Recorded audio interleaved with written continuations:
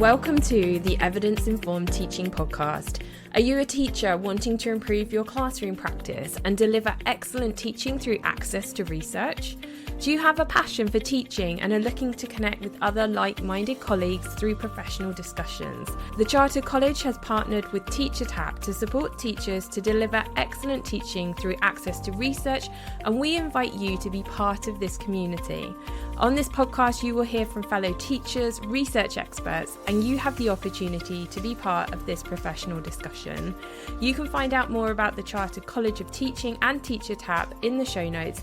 And if you find this episode helpful, why not share it with a teacher friend, take a screenshot and post it on your social media, or even better, leave us a 5-star written review. Hello and welcome to today's episode. I'm Sarah Jane, I'm the Partnerships Manager at the Chartered College of Teaching, and today I have the honour of interviewing one of our ECT members. He's going to be talking about his experience as a trainee teacher. He's going to share some insight into that transition between trainee to his first year as an ECT, and he's also going to be talking about how his membership with the Chartered College of Teaching supported him through his training and also how it benefits him as an ECT. If you are a more experienced teacher but you know a student or an ECT, please share this with them. Hi, welcome to our podcast today, Jonny. I'm really glad that you have joined us. Talk a little bit about your experience becoming a teacher and what life is like as an ECT now. So I'll hand over to you. Maybe you can talk a little bit about yourself, what your role is, why you actually decided to become a teacher as well. Yeah, of course. Well, thanks very much for having me on. I am currently in my second year ECT. I'm also a subject leader in psychology. I'm a one-person department, and I've been in that role for about a year and a half. I teach in Hertfordshire in a mixed comprehensive school with about 1,100 students. In terms of why I wanted to become a teacher, I never really thought about it really up until almost the end of university. My mum was a French teacher for many years, so I did sort of grow up in that environment, if you like.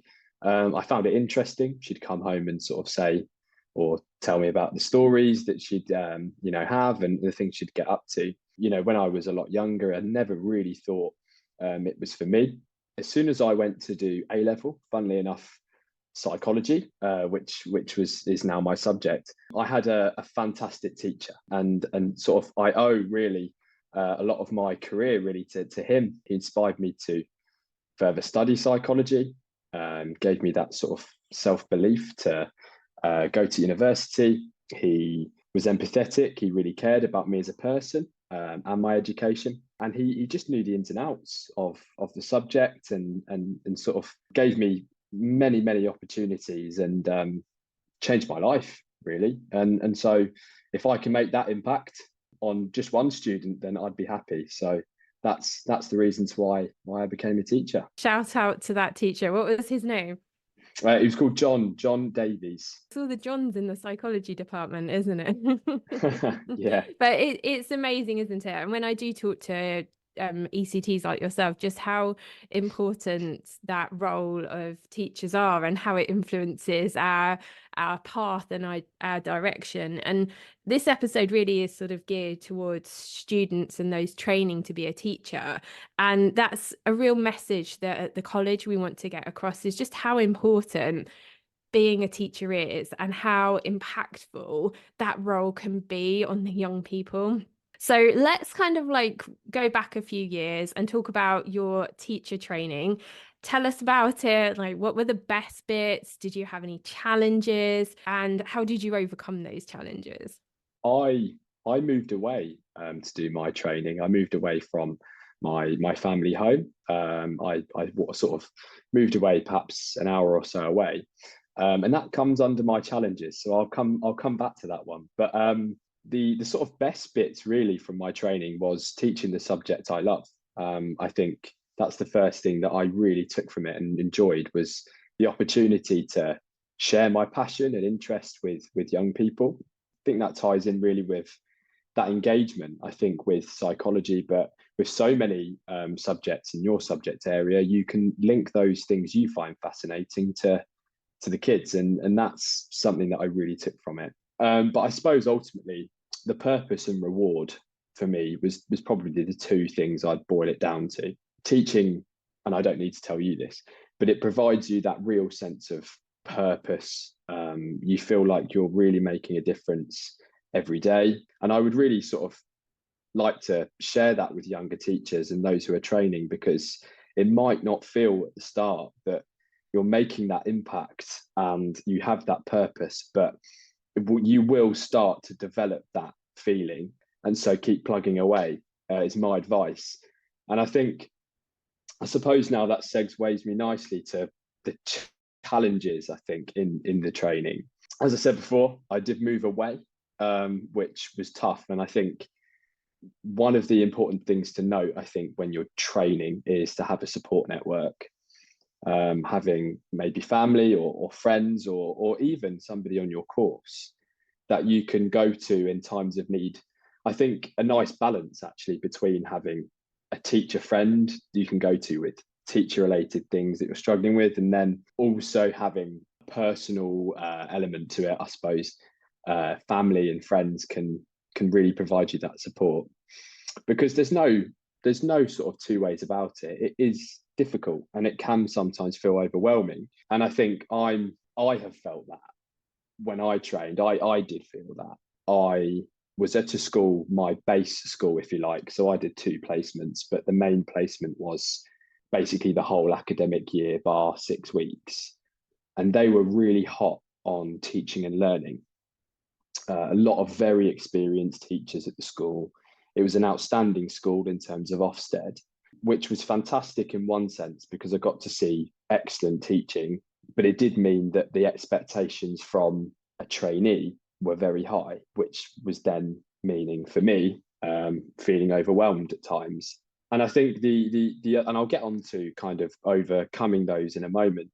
I think another thing that was slightly tricky, I think that was a challenge for me, was I felt I had to try and implement everything at once. I felt I had to be masterful in my modelling. I felt I had to be excellent in my questioning at all times. And I think that probably too high of an expectation that I had on myself didn't do me any favours. And I think that I'd want to emphasise to young teachers, trainee teachers, that you are not going to be an expert at that point. And it is about learning, it's about growth and development.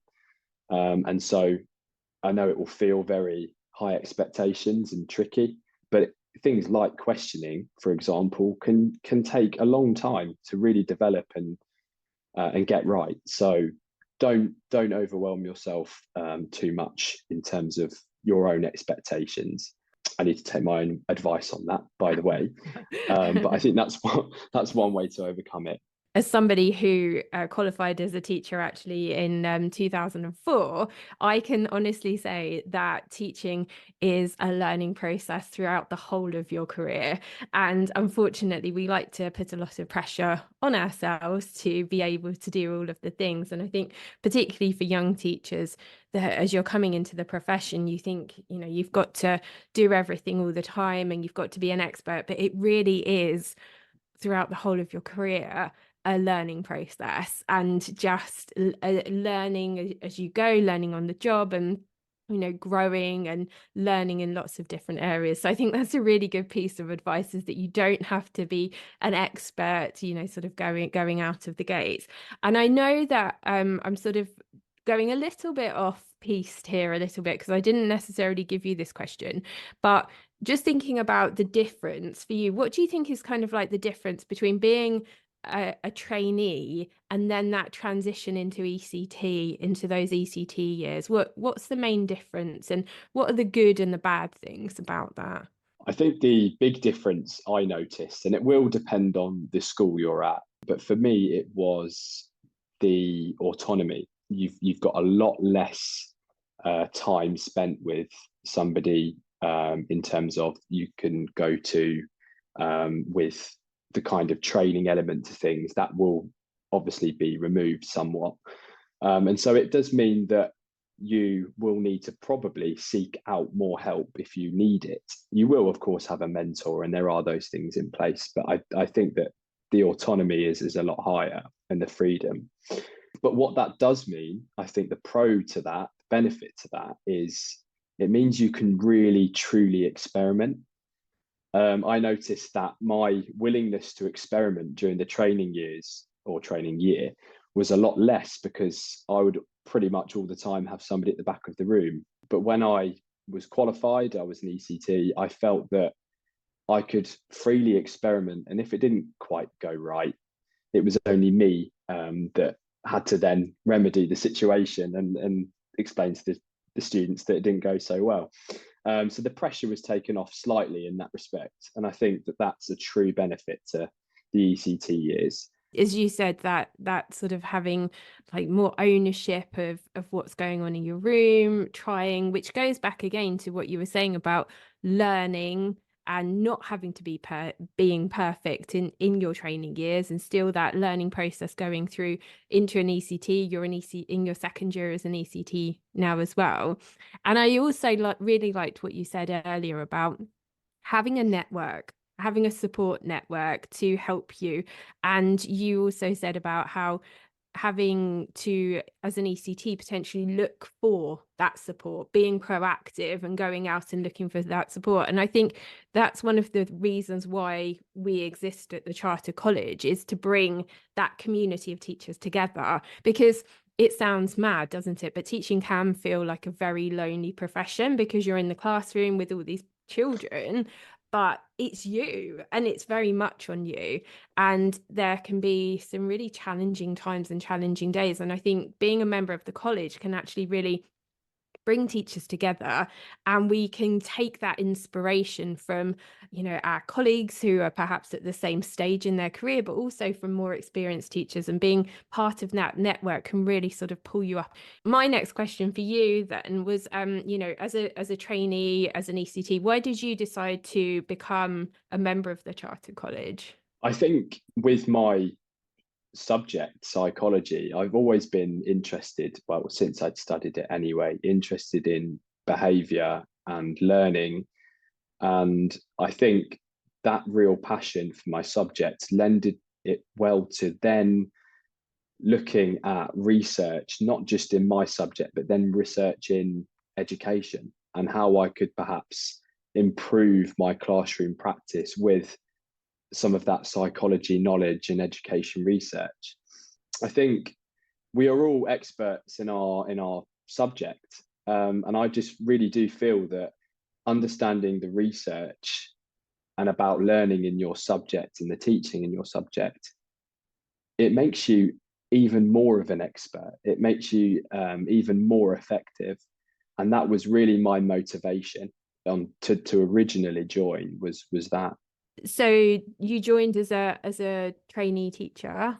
How did you use your membership, perhaps as a trainee, and how are you using it now as an ECT? I mainly used it originally for the impact journals. So they arrived in paper form, and of course you can also go online and look at various research on there, and it's very easy to read. It's bite-sized CPD, so it just meant that I was able to read on a few case studies or research that have been conducted. And originally I focused on areas in my context. I think I wanted to learn more about post-16 education, sort of effective strategies in that area of things. And then over time, I realised I was broadening slightly and looking at other areas in school, and looking at research there as well. And eventually, over maybe a year or so, I think I've been part of the college for perhaps 2 years now, I knew there was some opportunities to further study, I suppose is the way to put it. I signed up for the Certificate of Educational Inquiry, and I started that 2-3 months ago. And that gave me an opportunity to not just engage in research, doing a literature review, but also testing and trying something in the classroom that I wouldn't have thought about trying. And I really enjoyed the process so far. I've not quite finished yet, but that's what I've been using the membership for more recently.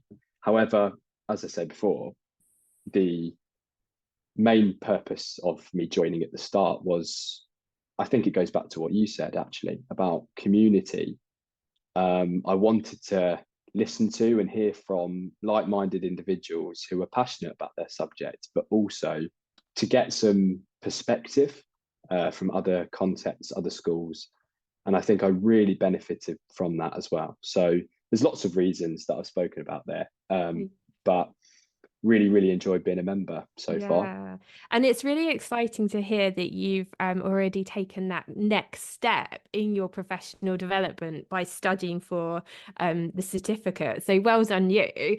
Because that so for those people listening who might not have really sort of thought about this, at the Charter College we do have a membership, but we also are able to award the accreditation of being a chartered teacher. And that's something that perhaps once you've sort of been an ECT and maybe you're in your third, fourth year of teaching might be something that you might want to think about doing to take that next step in your career. And the certificate that you mentioned is part of that process. The Charter College can award charter status, and there are 3 different pathways to become a charter teacher.